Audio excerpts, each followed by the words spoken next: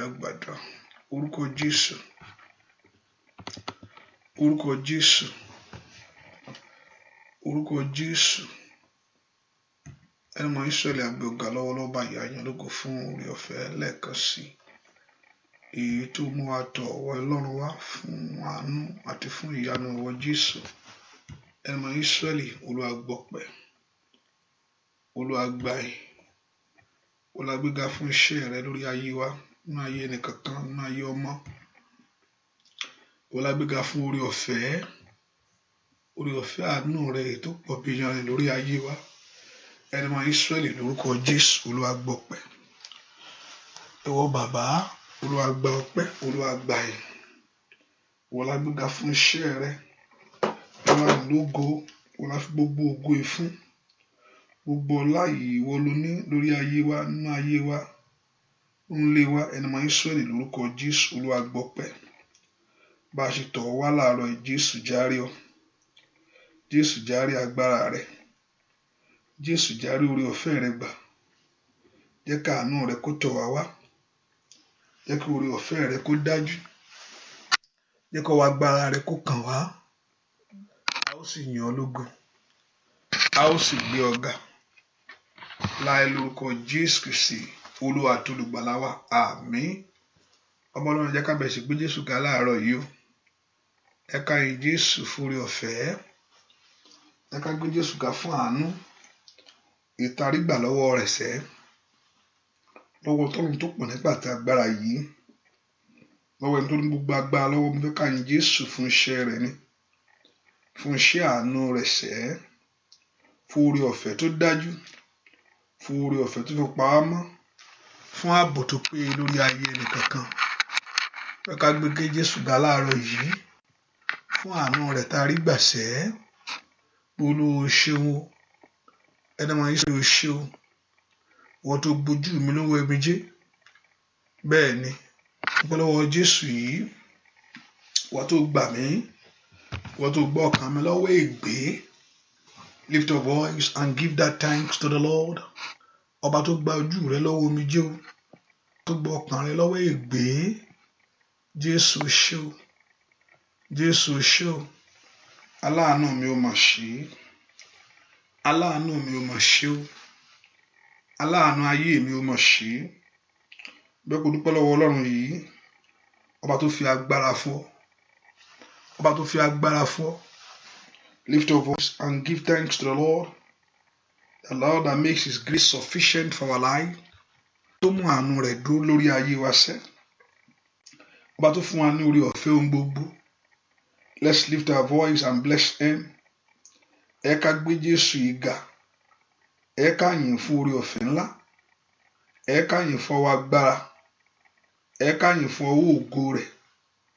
Ẹ ká yìn fún ọwọ́ àánú. Ẹ ká yìn fún ọwọ́ orí ọ̀fẹ́. Jésù ṣe o. Jésù mà ṣe o. Jésù mo yìn ọ́. Jésù gbé ọ ga. Dúpẹ́ lọ́wọ́ Ọlọ́run yìí. Ọba tó jí ọ sí ìmọ́lẹ̀ alààyè. Ọba tí ò jẹ́ kó gbó ojú oorun. Kó ju oorun rẹ dójú ikú. Aláàbò Góṣẹ́nì. Ọba tí ò fẹ́ àwọn tiẹ̀ sílẹ̀. Lift your voice and give that honor to the Lord. Ẹ ká gbóhùn wa sókè ká yìn Ọlọ́run yìí. Lift your voice and bless him. Ẹ ká gbóhùn wa sókè ká yìn Ọlọ́run yìí. Thank him for everything. Ẹ ká dúpẹ́ lọ́wọ́ rẹ̀ fún gbogbo. Ẹ ká dúpẹ́ pé ó tún jẹ́ ká rí ìmọ́lẹ̀ alààyè. Ẹ wọ ọba tó jí ọ sí ìmọ́lẹ̀ alààyè. Lift your voice, bless him. Dúpẹ́ lọ́wọ́ Ọlọ́run yìí. Olúwa ṣeun. Olúwa ṣeun. Olúwa ṣeun. Olúwa mo yìn ọ́. Olúwa mo gbé ọ ga. Dúpẹ́. Mo fẹ́ dúpẹ́ lọ́wọ́ Jésù yìí. Thank him for your life. Thank him for your life. Oh, thank him for your life. Dúpẹ́ lọ́wọ́ Jésù yìí. Oh, dúpẹ́. Dúpẹ́ lọ́wọ́ Jésù yìí. Oh, makatalaba sukoto yadaba. Nakoro bosike telebu kapayaba. Thank him, Jésù mo yìn ọ́. Oh, dúpẹ́. Dúpẹ́ lọ́wọ́ Ọlọ́run Oh, masunto to le katayaba. Dúpẹ́ lọ́wọ́ Ọlọ́run yìí. Ẹni ọmọ Ísírẹ́lì. Jésù ṣé o. Jésù ṣé o. Jésù ṣé o. Jésù ṣé o. O ṣé o alágbára gíga. O ṣé ọba ìmọ́lẹ̀. Lift your voice, give that honor to him. Ọba tó bẹ̀rẹ̀ oṣù yìí. Èyí tó fi dé ọ lójú kó fi parí rẹ̀ láyọ̀. Dúpẹ́ lọ́wọ́ Ọlọ́run yìí. Jésù ṣé o. Ẹni bá mọ̀rẹ́ Jésù kó gbéga. Olúwa ṣeun lọ́pọ̀lọpọ̀. Ó gbójú wa lọ́wọ́ omi jẹ́. Ó bá wa fọ́pọ́ sí odi ibojì. Olúwa ṣeun o. Ẹ̀yin ẹ tún gbéga. Ó ṣeun. Dúpẹ́ lọ́pọ̀lọpọ̀. Olúwa ṣeun lọ́pọ̀lọpọ̀. Èṣù gbógun, ọ̀tá gbógun. Ó dàbí pé kẹ́ni ká má lọ lùjà. Ọdún èṣí ti lọ. Ìmíràn la wà yìí sẹ́. Olúwa ṣeun o. Ẹ̀yin ẹ tún gbéga. Ó ṣeun. Dúpẹ́ lọ́wọ́ Ọlọ́run. Jésù mà ṣeun. Mo dúpẹ́ lọ́wọ́ Ọlọ́run. Jésù ṣeun. A dúpẹ́ lọ́wọ́ rẹ bàbá. A dúpẹ́ lọ́wọ́ ayé wa. Olúwa dúpẹ́ fún oore ọ̀fẹ́ tó fún wa. Olúwa dúpẹ́ fún àánú ńlá rẹ. Olúwa dúpẹ́ fún ògo rẹ. Olúwa dúpẹ́ fún ẹwà rẹ sẹ́. Olúwa dúpẹ́ fún ògo rẹ sẹ́. Èmi bá lẹ́gbẹ̀rún àán. Fún Olùgbàlà. Ògo Ọlọ́run wá bá mi. Ìṣẹ́gun òde rẹ̀. Jésù tó ṣẹ́rù rẹ̀ dayọ̀. Jésù tó ṣẹ́rù mi dayọ̀. Tó mú bánújẹ́ tán. Ó ní tí ẹlẹ́ṣà. Iye àti ìlera. Ó ṣẹ́gun agbára ẹ̀ṣẹ̀. Ó ṣẹ́gun agbára ẹ̀ṣẹ̀. Ó dá òde sílẹ̀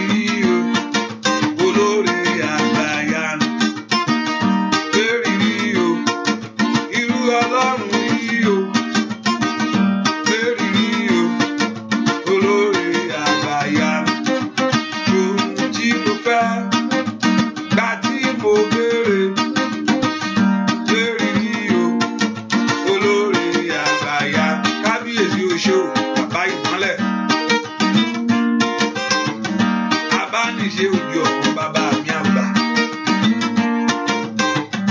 O ṣé Olódùmarè ọba ńlá. Kábíyèsí o ṣé o alágbára gíga o. Kábíyèsí o ṣé o Ọlọ́run òfin ńlá. Kábíyèsí o ṣé o mọ́lẹ̀ gbọ́ ayé.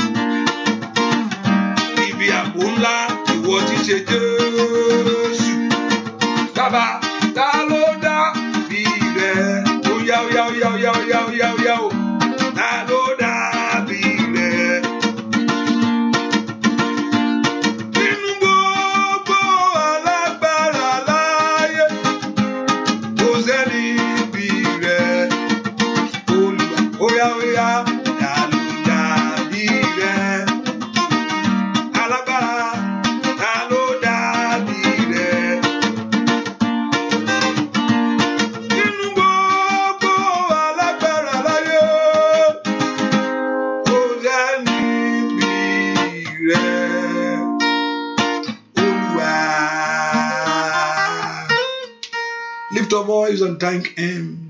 Dúpẹ́ lọ́wọ́ Jésù. Dúpẹ́ lọ́wọ́ Jésù yìí.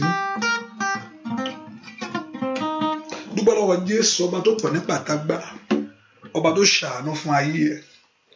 Ọba tó dó tì ọ́ tọmọtọmọ. Lift your voice and thank Him. Kò sẹ́ni tó dàbí rẹ̀ sẹ́. Ó ní kò gbowó kò gbòbí láti dá kò gbóhùn kankan láti dáàbò bò ọ́. Olórí ọ̀fẹ́ Jésù ṣé o ìkànnà màsúndò kórobo santayaba. Dúpẹ́ lọ́wọ́ Ọlọ́run yìí. Jésù mà ṣe lórí ilé mi gbogbo. Lord, I thank you, Lord, for my house. Jésù ṣe ní ìrìn àjò mi gbogbo. Thank Him for the journey of your life. Jésù ṣe ní ìdáwọ́lé mi gbogbo. Jesus, I thank you for the grace that you have given to me. Nígbà fún orí ọ̀fẹ́ tí a rí gbàṣẹ́, orí ọ̀fẹ́ ìgbàlà ọba tó já sọnù sínú òkùnkùn. Let's appreciate this God. Òun náà mo fẹ́ ká gbéga lọ́wọ́lọ́wọ́ báyìí. Jésù ṣé o, ẹni máa ń Ísírẹ́lì mo yìn ọ́. Ìwọ tó pọ̀ ní pàtàgbára mo gbéga. Dúpẹ́ lọ́wọ́ Ọlọ́run láàárọ̀ yìí. Lift your voice in praise to Him. Lift your voice in honor to the Lord, in glory to His name. Thank Him for everything. Thank Him for your life. Thank Him for the life of your children. Thank Him for your family. Gbẹ́ fún orí ọ̀fẹ́ tó fún ọ. Gbẹ́ fún àánú tó rí gbàṣẹ́. Olùgbàlà ó máa ṣeun. Olùgbàlà ó máa ṣeun. Olùgbàlà ó máa ṣeun. Jésù ó ṣé. Jésù ó máa ṣe o. Jésù ó ṣé o. Nú ilé mi gbogbo. Ó ṣe lórí ilé mi. Jésù mo dúpẹ́ lọ́wọ́ ìwọ Ọlọ́run yìí. Gbọ́ àdúà lórúkọ Jésù Kristi. Olúwa wa, ẹ ká sọ fún Ọlọ́run. Gbogbo ẹ̀ṣẹ̀ mi gbogbo Olúwa dáríjì láàárọ̀ yìí. Ẹ ká sọ fún Jésù. That the Lord to forgive every sin of your life. In any area that you have sinned against the Lord. Ní gbogbo ọ̀nà tá a ti dẹ́ṣẹ̀ sí Ọlọ́run. Ẹ ká sọ fún Jésù. Olúwa dárí àṣídé mi jì mí. Ẹ̀jẹ̀ rẹ kó pa ẹ̀ṣẹ̀ mi rẹ́. Wash me, O God. Olúwa fi ẹ̀jẹ̀ rẹ pa ẹ̀ṣẹ̀ mi rẹ́. Ẹ̀jẹ̀ Jésù wẹ ẹ̀ṣẹ̀ mi lónìí. Let the blood of Jesus Christ cleanse every sin. ẹ̀jẹ̀ Jésù wẹ̀ ẹ̀ṣẹ̀ mi lónìí. Let the blood of Jesus Christ wash away every sin. Ẹ pe orúkọ Jésù dáadáa. Ìwọ ẹ̀jẹ̀ ọ̀dọ́-àgùntàn, pẹ ẹ̀ṣẹ̀ mi rẹ́ lónìí. Orúkọ Jésù. That the blood of Jesus Christ to wash away every sin. Olúwa mo tọ̀ wá yà mí sí mímọ́. Lord, I come to you. Wash away my sins. Wash away my iniquities. Wash away my trespasses. Wash away my transgression. Olúwa pa ẹ̀ṣẹ̀ mi rẹ́. Ẹ̀jẹ̀ Jésù pa ẹ̀ṣẹ̀ mi rẹ́. Ẹ̀jẹ̀ Jésù pa ẹ̀ṣẹ̀ mi rẹ́. Ẹ̀jẹ̀ Jésù pa ẹ̀ṣẹ̀ mi rẹ́. Gbogbo ẹ̀ṣẹ̀ mi gbogbo. All my sin before thee. All my iniquity before you, O God. All my sin before you. Gbogbo ẹ̀ṣẹ̀ mi gbogbo. Ikadayanama kosodoyanaba. Enda imokoshintelebo. Gbogbo àbàwọ́n mi gbogbo. Gbogbo ohun tí ò ní jẹ́ kí n rí ìwọ Ọlọ́run tí mo tọ̀ wá yìí. Gbogbo ohun tí ò ní jẹ́ kó bá ayé mi pàdé. Gbogbo ohun tí ò ní jẹ́ kó dójú tọ̀tánú ayé mi. Gbogbo ohun tí ò ní jẹ́ kó gbèjà mi lónìí with everything that's in our life. Ẹ pe orúkọ Jésù. Gbogbo ohun tí ń bá ayé mi jà, gbogbo ohun tó dó ti ayé mi. Èyí tí ò jẹ́ kí n rí ògo ìwọ Olódùmarè. Ẹ pe orúkọ Jésù dáadáa. Olúwa fi ẹ̀jẹ̀ rẹ̀. Olúwa fi ẹ̀jẹ̀ rẹ̀ parẹ́ ẹ̀ṣẹ̀ mi gbogbo. Olúwa fi ẹ̀jẹ̀ rẹ̀ parẹ́. Olúwa gbà mí lágbàtán. Ní orúkọ Jésù ṣàánú fún mi. Olúwa ṣàánú fún mi. Olúwa ṣàánú fún mi. Olúwa ṣàánú fún mi. Olúwa ṣàánú fún mi. Olúwa ṣàánú fún mi. Orúkọ Jésù. Olúwa ṣàpá ẹ̀ṣẹ̀ mi rẹ́. Orúkọ Jésù kó ṣàánú fún ọ. Orúkọ Jésù kó ṣàánú lórí ọmọ rẹ. Olúwa ṣàánú fún mi. Ó yẹ gbàdúrà. Olúwa kó ṣàánú fún ayé yín. Olúwa ṣàánú fún ayé mi. Olúwa ṣàánú fún ìran mi. Have mercy on me, O God. Bèrè fún ọwọ́ àánú ńlá yẹn. Pé kí ayé yín kó rí àánú gbà lóru èní. Olúwa àánú Ọlọ́run kó tọ̀ mí wá. Orúkọ Jésù. Àánú ìwọ Jésù kó tọ̀ ayé mi wá. Àánú ìwọ Ọlọ́run kó tọ̀ iṣẹ́ mi wá. Àánú ìwọ Ọlọ́run kó tọ̀ ọ̀nà mi wá. Orúkọ Jésù dára. Kí àánú Ọlọ́run máa bọ̀ wá. Kí àánú Jésù kó tọ̀ ẹ wá tìrantìran. Ẹ pe orúkọ Jésù. Ìwọ àánú Ọlọ́run máa bọ̀ wá. Ẹ pe orúkọ Jésù ládá. Olúwa ṣàánú fún ìran mi lónìí o. Olúwa ṣàánú fún ìrìn àjò mi sẹ́. Mi gbọ́dọ̀ mú àṣetì mọ́. Àmúbọ̀ ò gbọ́dọ̀ jẹ́ tèmi mọ́. Ẹ pe orúkọ Jésù. Olúwa ṣàánú fún mi. Olúwa ṣàánú fún mi kó mú ayé mi kó nú ìnira. Olúwa ṣàánú to have mercy upon your life. Àánú rẹ ni mò ń fẹ́ o. Náàárọ̀ yìí lóru èní bàbá. Olúwa ṣàánú fún mi. Gbọ́ àdúrà lórúkọ Jésù Kristi. Olúwa wa Jésù. Olóore ọ̀fẹ́ ọwọ́ rẹ̀ dà. Jésù. Aláàánú mi o. Ṣàánú mi o. Ojú máa tì mí. Jésù. Olóore ọ̀fẹ́. Ó yá sọ fún sá. Jésù. Olóore ọ̀fẹ́. Jésù. Aláàánú mi o. Ṣàánú mi o. Ojú máa tì mí. Jésù. Olóore ọ̀fẹ́. Ó ṣàánú ayé rẹ̀ o. Mò ń ṣẹ́. Lórí ọmọ o. Lórí iṣẹ́ rẹ̀ gbogbo. Kábíyèsí. Jésù. Olóore ọ̀fẹ́. Jésù. Aláàánú mi o. Ṣàánú mi o. Ojú máa tì mí. Jésù. Olóore ọ̀fẹ́.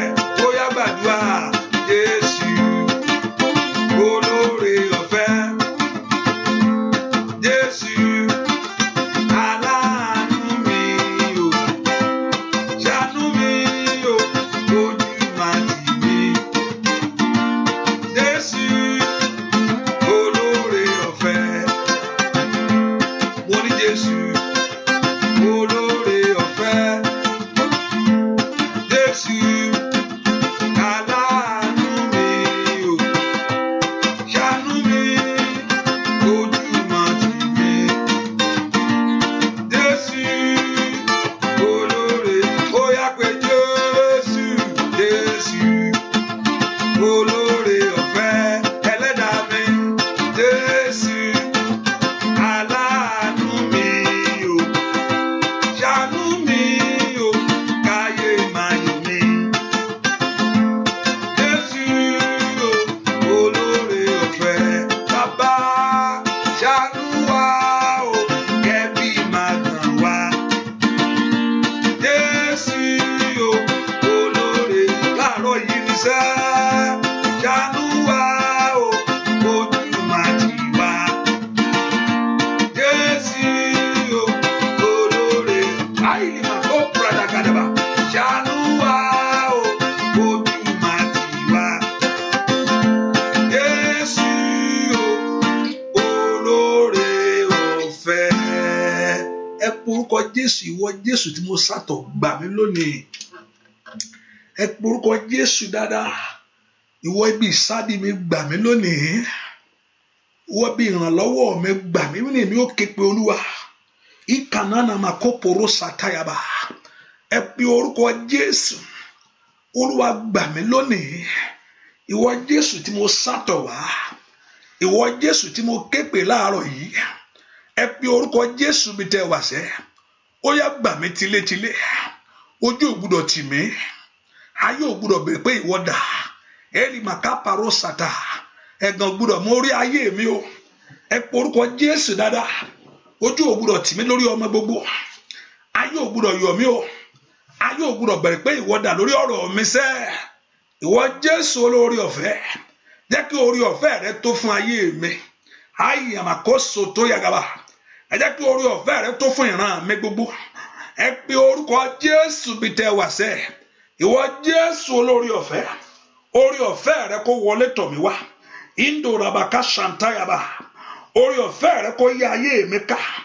Ìwọ Jésù olórí ọ̀fẹ́, ó yára ayé mi padà lọ́wọ́ ikú gbogbo. Makoli masida gadaba, ó yára ayé mi padà lọ́wọ́ àrùn gbogbo. Ẹ pe orúkọ Jésù, ìwọ Jésù olórí ọ̀fẹ́, ó dá kí oore kó wọlé tọ̀ ayé mi wá. Indayarama kó sondo yekelebo. Ẹ pe orúkọ Jésù, ìwọ Jésù olórí ọ̀fẹ́, jẹ́ kí orí ọ̀fẹ́ náà tó fún mi láàárọ̀ yìí. Olúwa jẹ́ kí orí ọ̀fẹ́ rẹ tó fún mi. Kó rà mí padà lọ́wọ́ ìyà, kó rà mí padà lọ́wọ́ òṣì, kó rà mí padà lọ́wọ́ ikú àìtọ́jọ́. Ó yá màmá ń bolówà. Ní orúkọ Jésù, kó rà mí padà lọ́wọ́ ègún ìran tí ń jẹ ayé mi. Àìlàmà kó so tó yàrá. Kó rà ayé mi padà lọ́wọ́ àṣetì. Kó rà iṣẹ́ mi padà lọ́wọ́ ìdádúró. Ìka bàbá kó gbà mí lọ́wọ́ àìsàn. Ó yẹ ìwọ Jésù olórí ọ̀fẹ́. Jesus, let your grace be sufficient for me.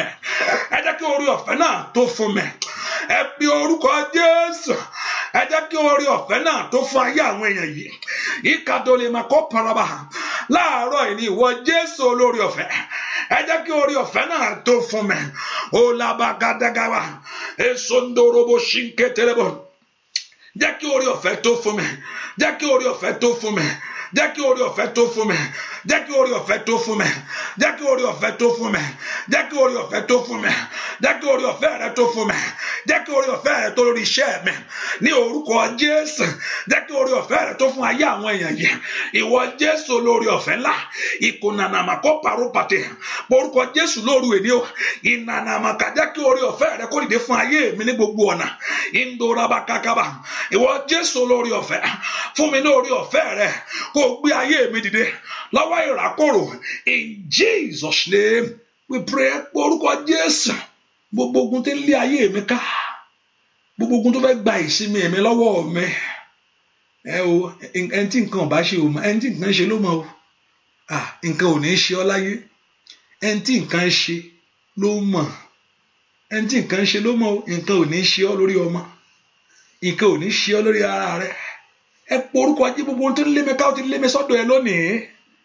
Olúwa bá ń gbé mi. Ogun àríṣẹ́ṣe yìí ó lé mi wá sọ́dọ̀ ẹ bàbá. Ẹ pe orúkọ Jésù. Olúwa bá ń bá ogun náà wí. ìwọ ogun alẹ́ ni mọ́dẹ̀yìn o, ìwọ ogun tí ò fẹ́ kí n rí ẹ̀tọ́ ayé mi gbà ní kàlámàmà sáńdò yabagaba, ogun tó mú ọjọ́ jìnnà mọ́ ọ lọ́wọ́, ogun tó fẹ́ kí àkókò lọ mọ́ ọ lọ́wọ́, ogun tó fẹ́ sọ ìgbà tí àkókò dànù mọ́ ọ lọ́wọ́ sẹ́, ó lé mi wá sọ́dọ̀ ẹ bàbá. Olúwa tẹrí ogun náà bá ní orúkọ Jésù. Olúwa tẹrí ogun náà bá. Consume that battle with your fire. Olúwa tẹrí ogun náà bá.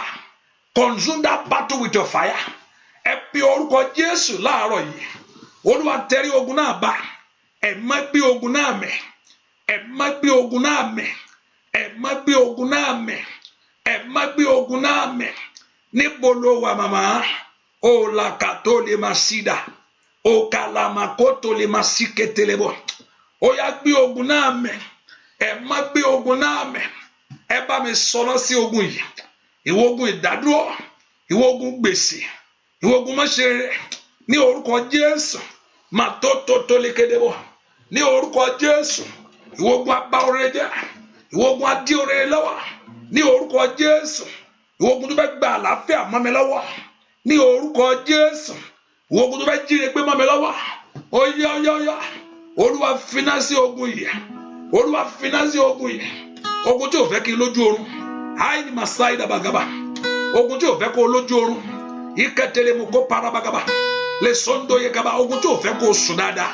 Iketele mo kó tó dékedebo. Maso tó do gaba. Dua lórúkọ Jésù Kristi. Olúwa bá wí o. Sátánì. Olúwa bá wí o. Nínú ayé mi. Olúwa bá wí o.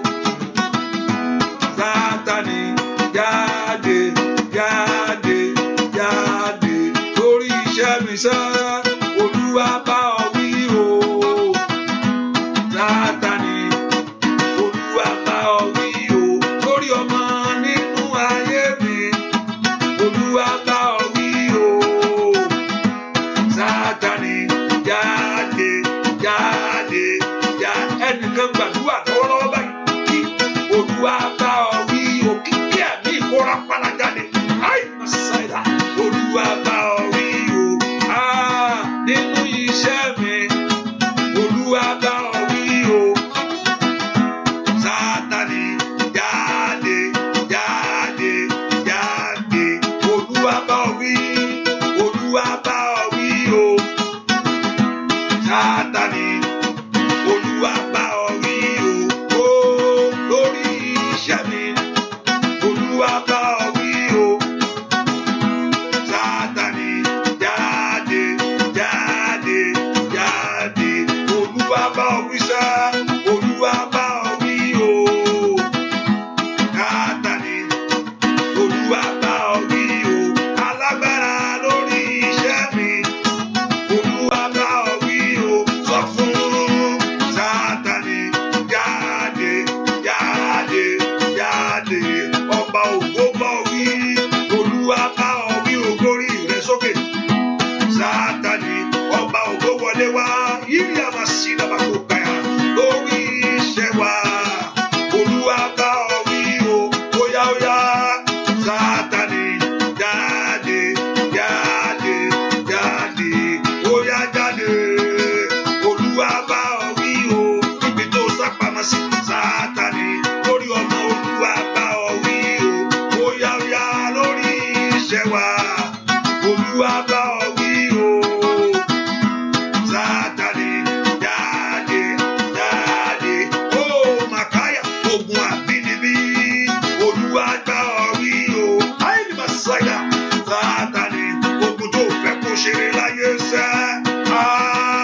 Lórí ilé wa o. Olúwa bá wí o. Sátánì jáde. Ẹ pọ orúkọ Jésù. Ó yá fi ayé mi lẹ̀ lọ́wọ́lọ́wọ́ báyìí o. Ó yá fi ayé ọmọ mi lẹ̀. Olúwa bá wí lọ́wọ́lọ́wọ́ lórí iṣẹ́ mi. Gbogbo ogun tí ò fẹ́ kó gbérí.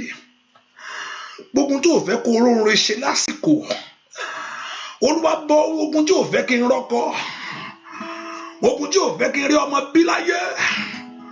Ogun tó ní kí n bá àgàn kú.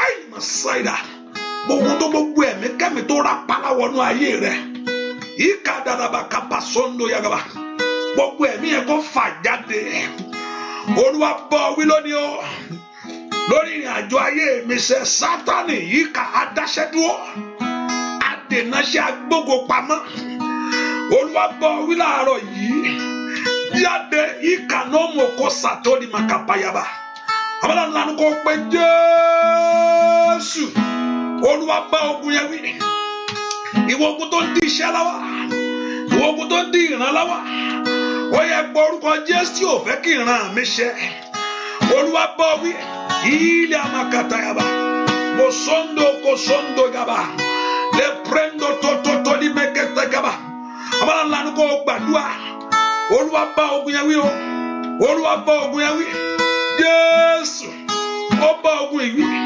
ìwọ ogun ìdíwọ́ Olúwa bá wí Jésù ó bá wí láàárọ̀ yìí ó bá wí ní ayé àwọn èèyàn yìí ẹ jáde ẹ jáde ẹ jáde ẹ jáde gbogbo àlejò kálejò yìí nànà màkàpáyà gbogbo àlejò tó ń díṣẹ́ lọ́wọ́ gbogbo àlejò tó ń jíire lọ́wọ́ Olúwa bá wí o Olúwa bá wí o Olúwa bá wí o ìkàtọ́ ní màsídà búàdúà lórúkọ Jésù Kristi Olúwa wá ipò orúkọ Jésù àní Olúwa bá ìwọ ogun ìwí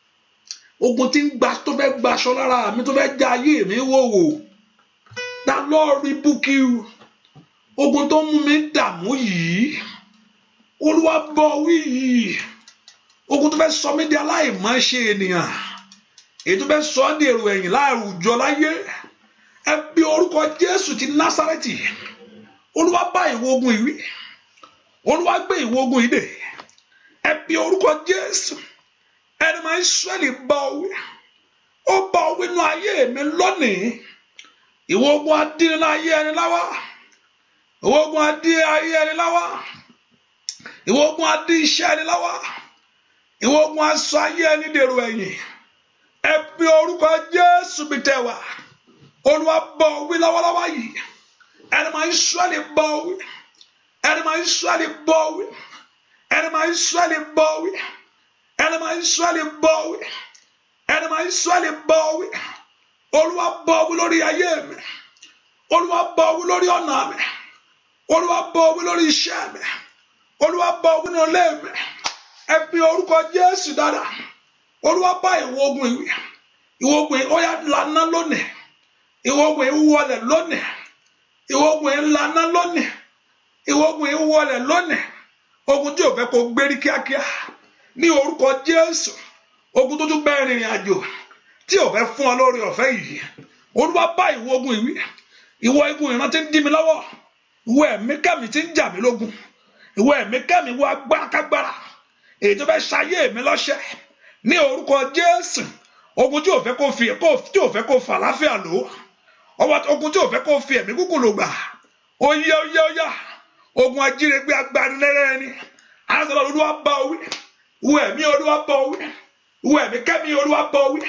ìwọ agbára Olúwa bá wí ìwọ pápá Olúwa bá wí the Lord rebuke you ní orúkọ Jésù gbogbo iṣẹ́ rẹ gbogbo èrò rẹ gbogbo ìmọ̀ rẹ gbogbo àbá rẹ gbogbo ète rẹ gbogbo agbára rẹ lórí ayé wa lórúkọ Jésù kó di asán kó di asán kó di asán kó di asán kó di asán kó di asán kó di asán kó di asán kó di asán kó di asán kó di asán kó di asán kó di asán kó di asán kó di asán kó di asán gbogbo agbákágbá kó di asán gbogbo ìmọ̀kímọ̀ kó di asán gbogbo ètekéte òkùnkùn kó di asán gbogbo ìjọba kíjọba kó di asán ní orúkọ Jésù gbogbo ọ̀rọ̀kọ́rọ̀ kó di asán gbogbo agbákágbá kó di asán ẹ pe orúkọ Jésù kí gbogbo agbákágbá kó di asán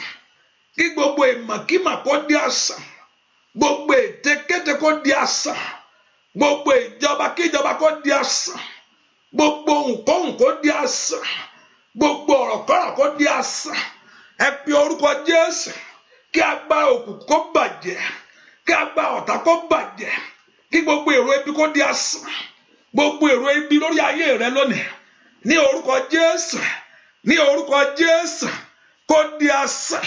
Gbàdúrà orúkọ Jésù Kristi Olúwa wa. I'm going to interpret for you. Hallelujah. Don't worry. I can see that you are there now.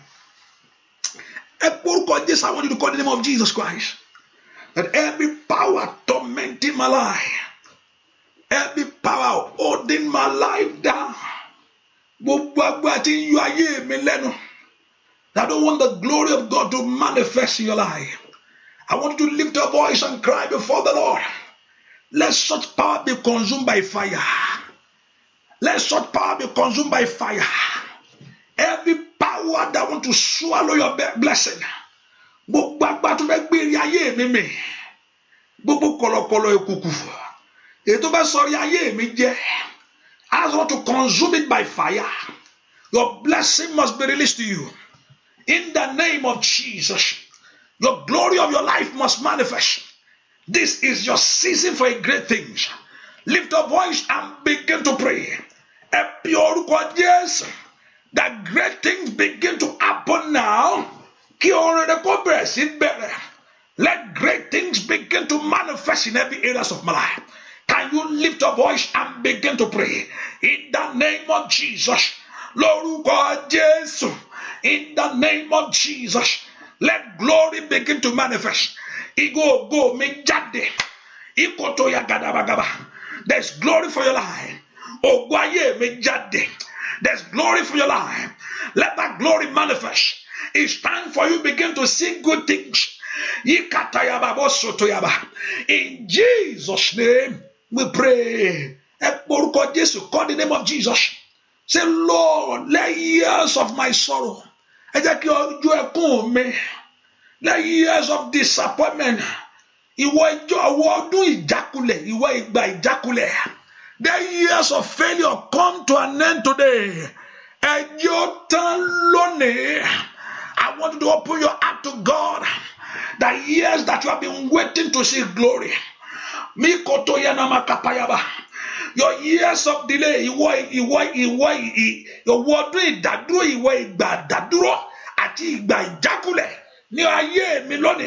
let those years come to an end. Let me begin to experience new things.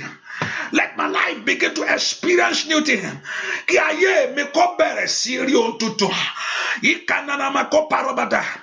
Let your life begin to experience new things.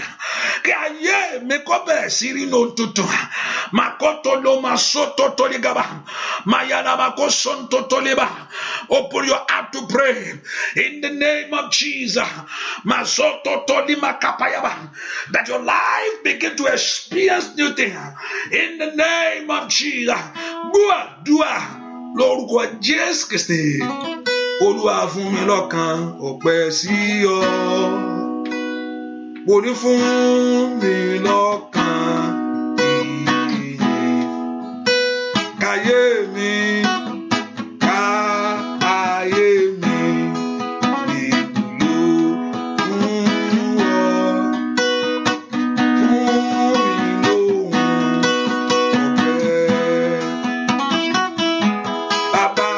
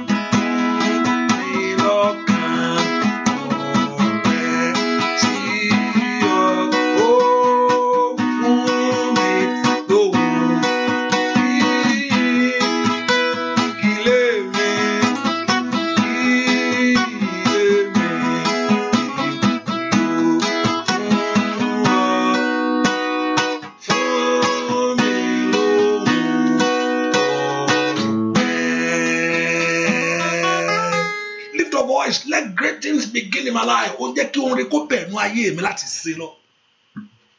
Father, let great things begin. Every power that is holding it down. Gbogbo agbára tó ń dí orere lọ́wọ́ lórí mi lónìí. Every power that is holding that rain of mercy. Gbogbo agbára tó ń dí òjò àánú yìí lọ́wọ́ tí òjò rọ̀ sórí mi. Makaili Masaida. Every power holding this blessing away from me. Gbogbo agbára ìtí ń gba ire lọ́wọ́ mi tí ń jíire ìgbé tí ò jẹ́ kí òjò àánú yìí rọ̀ sórí ilé mi sẹ́. Ìwọ ipá jayé ẹni lógun. Oh yeah, be consumed by fire. Can you open your heart and begin to pray? Igodagadaba, isototo bradagaba, lesonto ko predegabo. Borko Jesu dada. Kina Ọlọ́run ko jogo gbogbo yẹn. It's time for the battle to be consumed by fire. Oda kina Ọlọ́run ko jogo gbogbo yẹn. It's time for the battle to be consumed by fire. It's time that delay in your life to vanish. You are setting that hindrance is failure at the edge of success. Ìjákulẹ̀ níwájú ìṣeré. Ó yá gàdàgàdàgàdà. Ìfàsẹ́yìn níwájú ògo lónìí. Oh, lórúkọ Jésù. Let it be consumed by fire right now. In the name of Jesus. Oh, gàbàgàbàgàbà. Ìgẹ̀rẹ̀bọ̀kọ̀ sọ̀ndọ̀yàbà. Let the power be consumed by fire. Kí agbára náà kó kọ́lá náà lónìí. Ìwà agbára ti gbógun ti ayé mi. In the name of Jesus. In Jesus' name, we pray. The battle of man in life is not only you can see with the physical eyes. Sometimes some battle can be real, so real as anything. Ogun mi ó lè fara tẹ́ pé yóò yọjú báyìí gbangbangba báyìí kò ń ṣe jà ẹ̀mí nìkan mọ́. Now is a physical battle. Àní gbogbo ohun tó bá lè jẹ́ whatever that may be, agbára Ọlọ́run ká gbogbo ogun náà. Ẹ pe orúkọ Jésù, call the name of Jesus. Let whatever thing that is holding my life, gbogbo tó ń di tó di ayé mi mọ́wọ́, that is holding me not to move forward, not to experience my joy. Gbogbo agbára tí ò fẹ́ kí n rí ayọ̀ mi, gbogbo agbára tó ní kí ayọ̀ tiẹ̀ jìnnà sí ẹsẹ̀. Ìwọ agbára that power be consumed by the fire of the Lord. Ìwọ náà Ọlọ́run sọ̀kalẹ̀ wá. Kó jó gbogbo ogun irun pàpàtà. Let the fire of the Lord descend from heaven to consume every battle of your life, to consume every battle of your dreams, to consume every battle in the life of your children.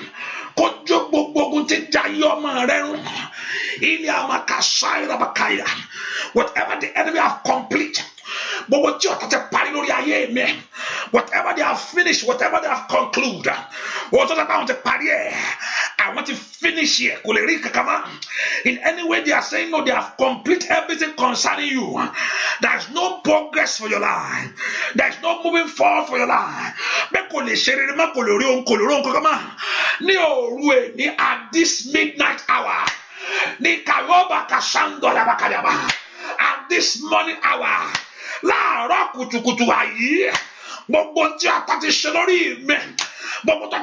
that have been buried, whatever that have been spoken, whatever that have been eaten, whatever they have touched me with, or that have become it didn't me lower. It have a priori me. Oh, Makaili Masaida. Open your heart and pray. Let that yoke and let that power break today.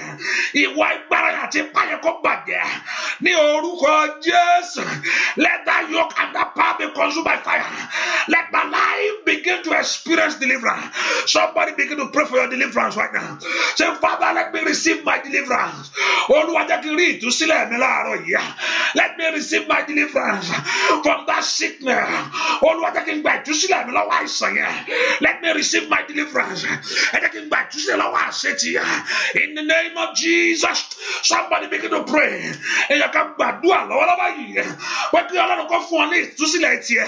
I want my deliverance this morning. From lack and shame, from that power flowing. Somebody pray. Lord, I'm a be from that spirit of barrenness, from that spirit of failure.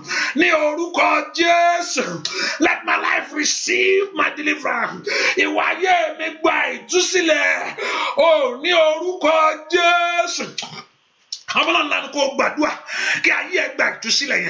Let your life receive the total deliverance today. In the name of Jesus. Let your life receive total deliverance today. From this battle of failure, from this battle of shame. In Jesus' name, we pray. How many of you know what is happening in your life? Just let me know. And you will man to pay in báyìí tó fi mú yín wọnú àdúrà yìí. How many of you know what that makes you to enter this prayer tonight? Ta ló mọ tó ń ṣẹlẹ̀ sáyé ẹ̀ tẹ́ pé ló fi wọnú àdúrà. Orí nǹkan kan ló mú ọ wọnú àdúrà yìí. It's one thing or the other makes you to enter into these prayers. Wherever you are, wave your hands like this. Ibi tó bá wà yẹn kò ju ọwọ́ ẹ, má worry. Even pastor ṣe rí lé mi ni mi rí lé ẹ, but alágbára tó wù ọ wà ńbẹ̀. Hallelujah. Even though I can't see you, but the one that is here can just wave their hands to the Lord. How many of you have certain things in your heart? That makes you to enter to this prayer this morning. I want you to wave that hand, even though I can't see you. Wave that hands right there. No one you see that you are here today. Now begin to open your mouth and begin to tell the Lord. Lord, I don't want to see this thing anymore. Lord, you can undo this. Your power can undo this, that this very thing. Your power can settle this. Your power can deliver me from this battle. But your power can settle me this morning. I lift my hands before you. I want this thing to be settled tonight. I want this very thing that makes me to come before you tonight. I want those things this morning to disappear.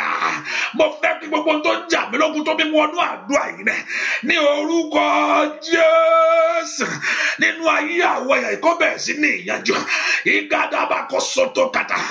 Let God of heaven begin to settle that matters for you. Yes. Let Jehovah God begin to settle that case for you. Yes. Let Jehovah God begin to settle it.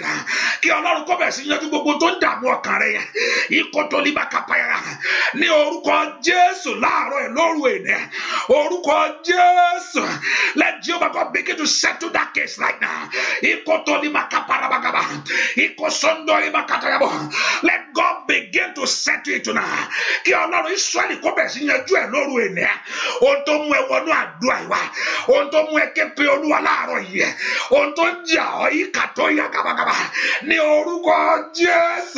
Let God arise in his power. Yes. Let Jehovah God arise in his power. Let God of heaven settle it at this midnight hour. That very thing disappear. Let that very thing be consumed by fire. Let that thing consumed by fire. In the name of Jesus. In Jesus' name we pray. God is bigger than what we see. And if you are here before the bigger God, and the case is not settled, I don't know where you can settle it again. But in his presence of God, there is liberty. In the presence of him, where there is presence of God, the Bible declared there is liberty.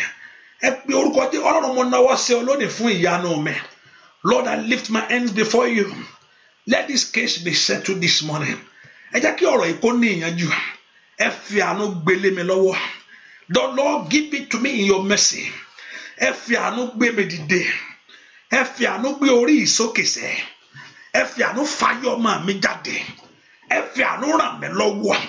I want to open your mouth and pray. Let God settle that case today. You want to experience the power of his presence.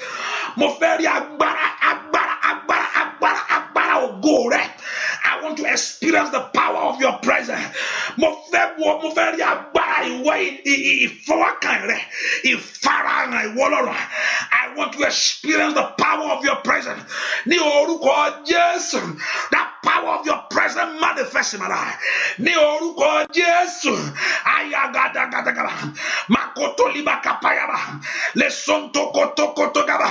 In the name of Jesus, let the power of God's presence, agbára láti bẹ̀rù ẹ̀jẹ̀ rẹ̀, agbára tí ń bẹ̀rù ògo rẹ̀ sẹ́, ní orúkọ Jésù, begin to settle the case tonight. Kó bẹ̀rẹ̀ sí yanjú ogun náà lọ́wọ́lọ́wọ́ yẹn. In the name of Jesus, kó gbẹ ẹ̀tọ́ rẹ̀ jáde.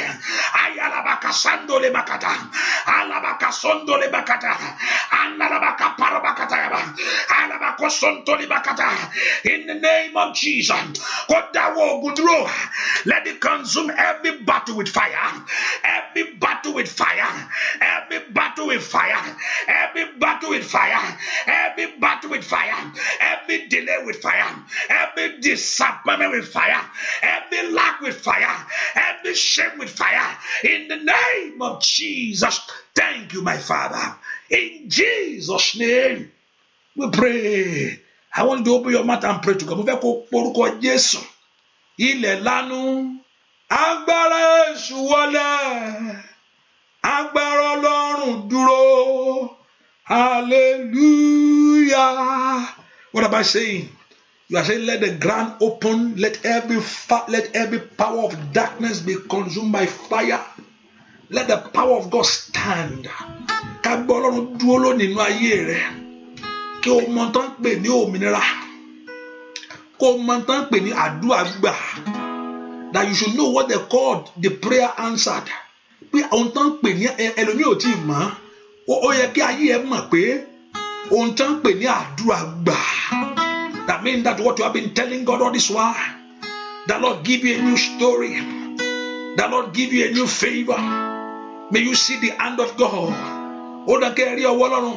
Ilẹ̀ lanu, ilẹ̀ lanu. Agbára Èṣù wọlẹ̀, agbára Ọlọ́run dúró. Hallelujah. Ilẹ̀ lanu, ilẹ̀ lanu. Agbára Èṣù wọlẹ̀, agbára Ọlọ́run dúró.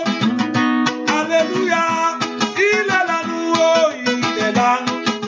Agbára Èṣù wọlẹ̀, agbára Ọlọ́run dúró. Gbàdúrà. Ilẹ̀ lanu. Agbára Èṣù wọlẹ̀, agbára Ọlọ́run dúró. Inú ayé rẹ o. Ilẹ̀ lanu, ilẹ̀ lanu. Agbára Èṣù wọlẹ̀, agbára Ọlọ́run dúró. Ìní àmàkọ́rí àbàgàbà. Ilẹ̀ lanu. Agbára Èṣù wọlẹ̀, Ọlọ́run dúró. Ó yá gbàdúrà. Ilẹ̀ lanu. Agbára Èṣù wọlẹ̀, agbára Ọlọ́run dúró. Àìlè máa sí dàbà. Ilẹ̀ lanu. Agbára Èṣù wọlẹ̀, agbára Ọlọ́run dúró. Gbàdúrà. Pray. Ilẹ̀ lanu. Agbára Èṣù wọlẹ̀, agbára Ọlọ́run dúró. Ogbógun ayé rẹ fi ṣẹ́ o. Ilẹ̀ lanu. Agbára Èṣù wọlẹ̀, agbára Ọlọ́run dúró. Every battle of your life be consumed. Ilẹ̀ lanu. Agbára Èṣù wọlẹ̀, agbára Ọlọ́run dúró. Oh, Yekari Abasha. Ilẹ̀ lanu. Agbára Èṣù wọlẹ̀, agbára Ọlọ́run dúró. Oh, Makaparuba Saida. Ilẹ̀ lanu. Oh, ilẹ̀ lanu. Agbára Èṣù wọlẹ̀, agbára Ọlọ́run dúró. Iyananana Makosandabo. Ilẹ̀ lanu. Agbára Èṣù. Oh, agbára Ọlọ́run dúró. Oh, Masidaba. Ilẹ̀ lanu. Agbára Èṣù wọ ní gbogbo ọ̀nà. Let it be consumed by fire. Every power of evil in your life. Ilẹ̀ lanu. Oh, ilẹ̀ lanu. Agbára Jésù wọlé, agbára Ọlọ́run dúró, hallelujah. Níbi tí agbára Ọlọ́run bá wà, ó dàn kí ìtúsílẹ̀ rẹ kó ṣẹlẹ̀. Ó dàn kí ayé rẹ kó rí àtúnṣe. Your life must experience a great change. Agbára Ọlọ́run kó dúdú torí pé òun ló képe.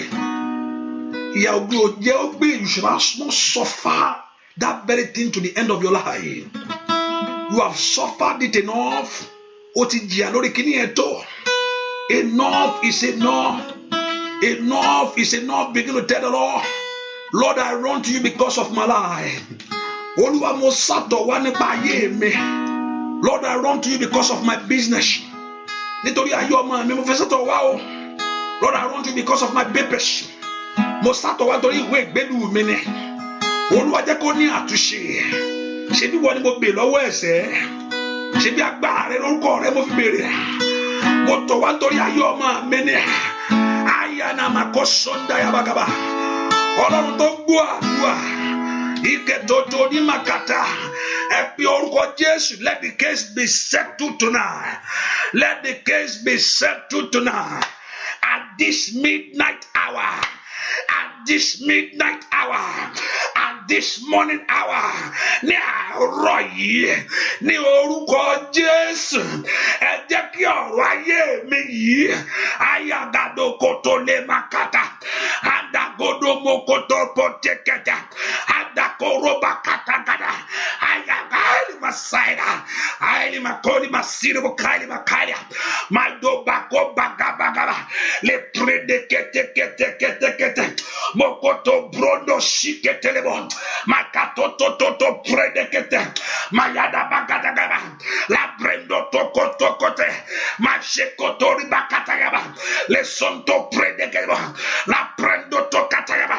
La prendo totoya. In Jesus' name, we pray. Somebody, I'm talking to you right now.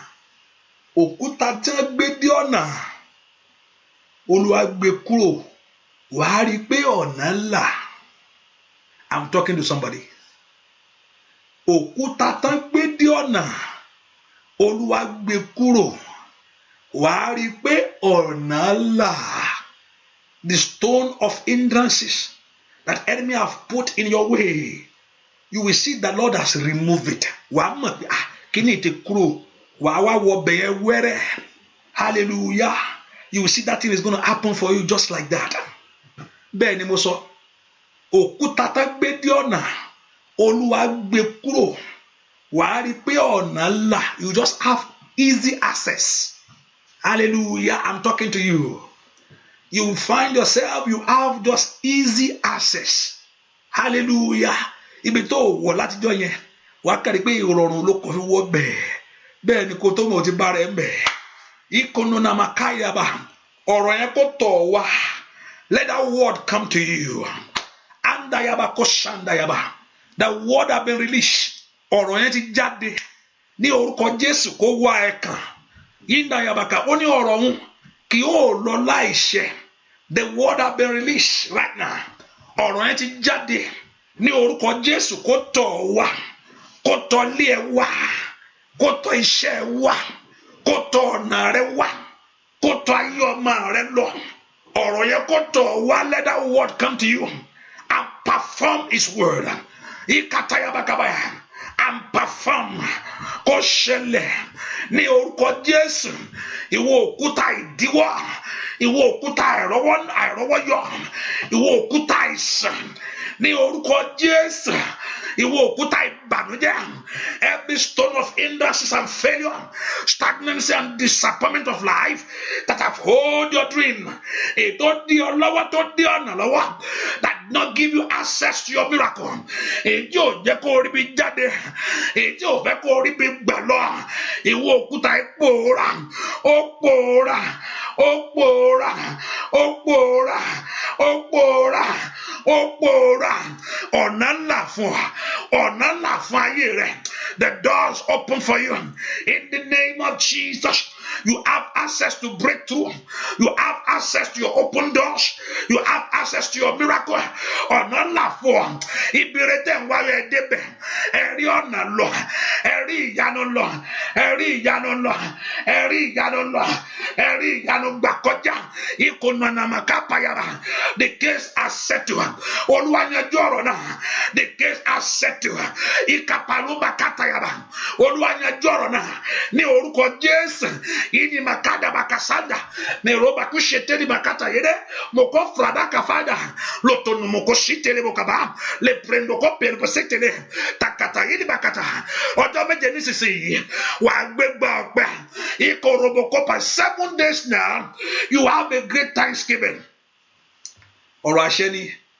Ọjọ́ méje nísinsìnyí. Èní ní Friday. Next Friday. Wà gbégbá ọpẹ́. Wà gbégbá ọpẹ́. You have a cause to glorify God. Ohun ọpẹ́ yóò jáde sí ọ. Oh, thank you, my daddy. Thank you, my daddy. Ohun ọpẹ́ yóò jáde sí ọ. Things of time. Kọ́kọ́rọ́ tó ń kólé ẹ lọ́wọ́ yẹn kó di mímọ̀ fọ́. Let that key, that kọ́kọ́rọ́ is access. That means if you have a key in your hand, that means you have access to things. Kọ́kọ́rọ́ tó ń kólé ẹ lọ́wọ́ yẹn kó di mímọ̀ fọ́. Ibi tó o ti lérò láti ibi tó o lè gbà kọjá that place that you don't have access to, now go and begin to enter that place now. Ibi tó o lè dé yẹn, ibi tó o lè ṣe yẹn, today you have access to the place. In the name of Jesus, in that country, you have access to that place right now. Ní orúkọ Jésù, ìwọ ọ̀nà yẹn là, ìwọ ọ̀nà yẹn là. Àyíkàdá iṣẹ́ Jésù. The sacrifice of Jesus on the cross of Calvary for your life. Iṣẹ́ Jésù, ìrúbọ Jésù fún ayé rẹ lórí igi àgbélébùú. Ó di mímọ̀ fún ọ lónìí. Manifest in your life. Manifest in your way. Manifest in the life of your children. The sacrifice of him. Ìrúbọ Jésù. Ó di mímọ̀ fún ọ. Ẹ̀gàn rẹ parẹ́. As you are going out today, go out in God's blessing. In the name of Jesus. Ohun tó mú ọ gbàdúrà lóru èní. That very thing that makes you to cry. That makes you to pray. That makes you to enter into this prayer tonight. Or this morning. Ohunkóhun tó mú ẹ wọnú àdúrà ìwá pé nǹkan kan báyìí. Èmi ò fẹ́ mọ̀. I don't know what it is. But that very thing that's in your heart. That makes you to enter into this prayer tonight. That this midnight hour.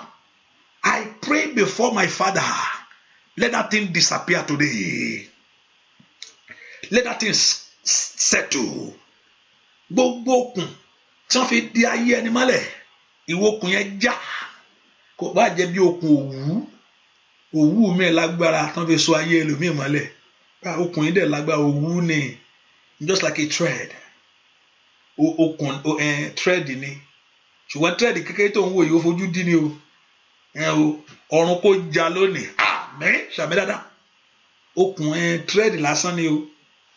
You know the thread. Ohun tó fi ń bẹ bó òwú aṣọ. Just a thread. Ohun tó ń wò torí tírín-tírín yìí. Ọ̀run kò já lónìí. Agbára àjíǹde fàájá. Gbogbo ẹni tó fi so ayé ẹ̀ mọ́lẹ̀. Ní orúkọ Jésù. Ó gba ìtúsílẹ̀. Àmín. Oh, thank you, my daddy. Lórúkọ Jésù. Ibi tó fi so ayé rẹ mọ́lẹ̀ sí. Ní orúkọ Jésù. Ó gba ìtúsílẹ̀ kó bẹ̀. Àmín. Ṣàmì dáadáa. Gbogbo okùn ayé. Every thread of enemy. Ilẹ̀ àṣà olè àrìbàkàṣà dáyàbá. Lórí àlàbà ó sàkóblegedé. Indorobo ṣíri boko pali bekali bestirga. Iná ọ̀run jó lónìí. You are free from that battle. You are free from that shame. Your life will know that you are free. Ayé rẹ mẹ́kọ́ mọ̀ pé o ti gba ìtúsílẹ̀. O ti bọ́ lọ́wọ́ ogun yìí. O jagun mọ́. Àlàáfíà ló mọ̀. O jagun mọ́. Àlàáfíà ló mọ̀. Ní kàtà, let your life begin to experience peace. Begin to experience joy. Begin to experience fulfillment. You will live long. Ikatara will satisfy you. This year will deliver to you. This month of June will not rob you of your blessing. Kò ní jà ọ́ lólè ire rẹ. Ire rẹ nú ẹ̀kọ́ lọ́run kó gbélé ọ lọ́wọ́. Èní ò ní jà ọ́ lólè ire rẹ. The blessing of you, receive it today. Let your life be full of testimony. You have hid under the shadow of the Almighty. Let it cover you. Let it cover your life. You are healed from that sickness. You are healed from that sickness. You are totally healed from that sickness. You are healed in the name of Jesus. Your barrenness is over. I decree and I declare it. Your years of waiting, your barrenness is over. In the name of Jesus, go in this God's blessing and return back with a great testimony. Ẹlọ́nu àṣẹ Ọlọ́run yìí kẹ́ ẹ sì padà pẹ̀lú ẹ̀rí. Ẹlọ́nu àṣẹ Ọlọ́run yìí kẹ́ ẹ padà pẹ̀lú ẹ̀rí. Gbogbo ogun ojú gbogbo tẹríba kí ìrànlọ́wọ́ kó dé fún ayé yín. Bẹ́ẹ̀ yóò sì rí o. In Jesus' name we pray. Amen. Can you say that amen louder? Amen. Can you say that amen louder? Amen. Can you shout a big hallelujah? Hallelujah. Hallelujah. Hallelujah. Hallelujah. Hallelujah. O ti ní ìṣẹ́gun yẹn. O ti ní ìṣẹ́gun yẹn. O ní ìṣẹ́gun yẹn. O ní ìṣẹ́gun yẹn. O ní ìṣẹ́gun yẹn. Ìkàtọ̀yà, you have received your victory. Mo ní kó kí hallelujah yẹn sẹ́. Ní orúkọ Jésù, o ti gba ìṣẹ́gun rẹ̀. Rí kàtọ́lì máa káfà yẹba. Ní kòtò ní máa súté yẹba. Ọwọ́ ìkà èèyàn kò lọ́rọ̀ rẹ̀ lónìí. In the name of Jesus. Ọwọ́ ìbànújẹ́ yẹn fi ayé lẹ̀. Kí hallelujah dáadáa. Ìkòtò lè máa sáyé bọ́kọ̀tà yá. Làṣótó kó tẹ́kẹ́bọ̀. Wọ́n dáṣọ ọ̀tún rú ọ. Ìkètò lè máa ká pèkètè. I'm talking to you. Ní Pradoko pleke saida. Wọ́n wọ̀ láṣọ ọ̀tún. Ìkàtò lè máa kó pèkètè. Lọ́sọ̀ndò lè máa kẹ́ ṣìkẹ́bà. Your life will begin to shine now. Ayé abẹ́ sí ní ògo. Ayé abẹ́ sí ní ògo. I'm talking to somebody. Ikana makasai bktaya. Mosondo de kashir bktaya. Le prende que te your life begin to experience that glory. What war la so dida la ba yi. Le prendo ko pakata ba. Le sondo le bktaya ba. Gbogbo nto ni ri. Yo ṣẹlẹ̀ lójijì. Ikano le makapin sedia. Thank you my daddy. In Jesus name we pray.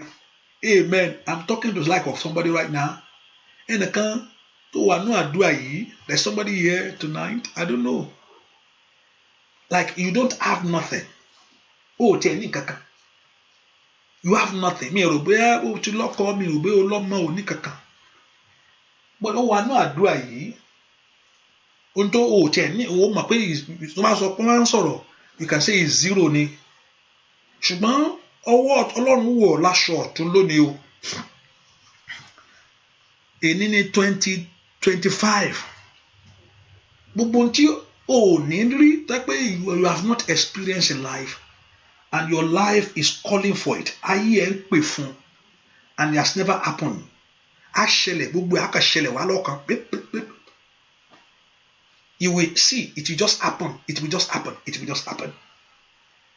And the name of God, Jehovah God, will be glorified in your life. Ọwọ́ Ọlọ́run yóò sì di mímọ̀ fún ẹsẹ̀. Bẹ́ẹ̀ ni yóò sì rí fún ọ. Ọ̀rọ̀ Ọlọ́run ní fún ọ yìí yóò wá sí ìmọ̀ṣẹ́ ní kíákíá. O jẹ́ tó ní nǹkan kan. You have nothing. Ṣùgbọ́n gbà tó máa fi wọ ẹ̀yìn. Wà á rí pé gbogbo ohun tó ní yẹn ó ti wà lọ́wọ́ ẹ. Á sì ṣẹlẹ̀ kíákíá. It's going to happen for you. Mo sọ̀rọ̀ yìí fún ẹ ní orúkọ Olúwa. I speak this into your life in the name of the Lord Jesus Christ. Nothing shall hold it back. Kò sí ohun tí ó di lọ́wọ́. Nothing shall delay it anymore. Kò sí ohun tó dá dúró mọ́. It's going to happen. It's going to happen. And the people will celebrate with you. Yóò ṣẹlẹ̀ kíákíá.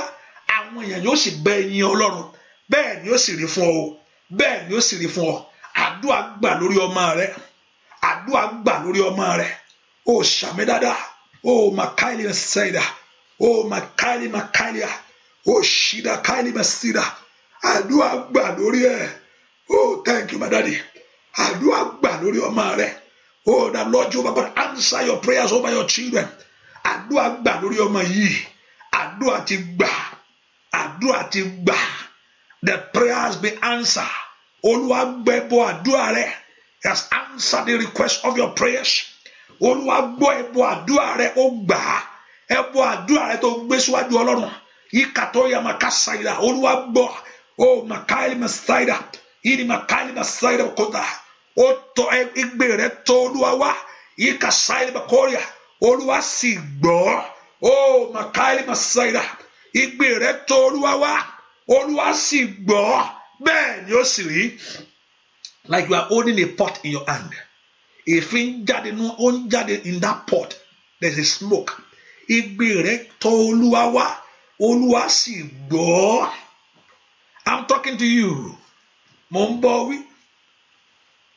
You will see the hand of God in your life. Igbe rẹ̀ tọ̀ Olúwa wá. Olúwa sì gbọ́. I'm talking to you. Igbe rẹ̀ ó tọ̀ Olúwa wá. Olúwa sì gbọ́. Thank you, my daddy. Your life are full of testimony. Ayé rẹ̀ yóò kún fún ẹ̀rí. Bẹ́ẹ̀ ni ó sì rí. Gbogbo àwọn tó tọ́ pé ò ní padà. Gbogbo wọn ló Ọlọ́run yóò gbà kúrò. Ojú àti gbogbo wọn. Bẹ́ẹ̀ ni ó sì rí o. In Jesus' name we pray. Amen. Hallelujah. Hallelujah is good. I'm the one that's doing it. Praise the Lord. Hallelujah. Praise the Lord. Praise the Lord. Let us put in mind that the prayer continues by God's grace. By tonight is a Friday, and tonight is a night of power. Aleni also is a night of power, and where every last Friday of the month, and I believe this tonight is the last Friday of the month, we come together to pray again. If you can also lift up your voice before God, Kopoju. So by 11, I know so it's going to be some at midnight or early morning in some country. So if you can join by 11 a.m., 11 p.m. our time, you can be part of it. We are, yes, to commit. This is the last Friday of the month. And also on Tuesday, by God's grace, Tuesday also, the prayer continue. And this Tuesday is the last Tuesday for the prayer in this month. So we have 5 Tuesday in the month. So the one coming. And also I've said to us that there's a prayer coming at midnight. Àdúrà kan bọ̀ tẹ́ pé òru la fi gbà. We have to pray it like this. I know some people, you are in the morning. Àwọn míì ti wà láàárọ̀, but no, you have to be at midnight. So even though I have to change the schedule of prayer for midnight, the section has to be midnight. I can't satisfy everybody. There's no way you can do it because I know many people. But I'll make sure we're just two, like in the morning, like anything but do our count to Aluru, they are okay, they are praying at midnight, like this time. So in that midnight also in your own time, okay, I can only also come at your midnight time. I will just come to pray with you. But so at our own midnight, I want to pray. So we're standing in the gap. And we see the hand of God. Ní òru yẹn, Ọlọ́run yóò milẹ̀ nítorí ayé ẹ̀. And gbogbo ẹ̀tọ́ ẹ̀rẹ́ gbogbo, Ọlọ́run yóò kó lé ọ lọ́wọ́. Hallelujah. So let's just put in mind, so you need to schedule probably 30 minutes, something like that, But just make sure you participate in it at that midnight hour. And the Lord Jehovah God will do great things for you. So God bless you. Go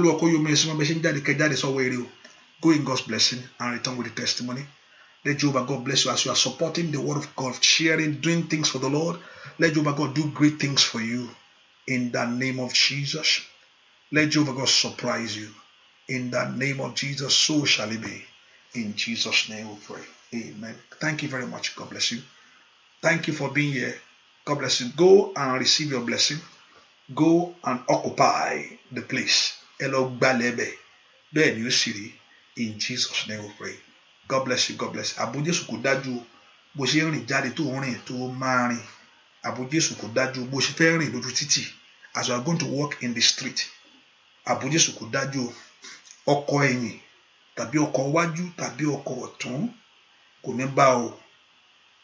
As you are going to walk bó ṣe máa rìn bó ṣe máa rìn lọ bó ṣe rìn lọ.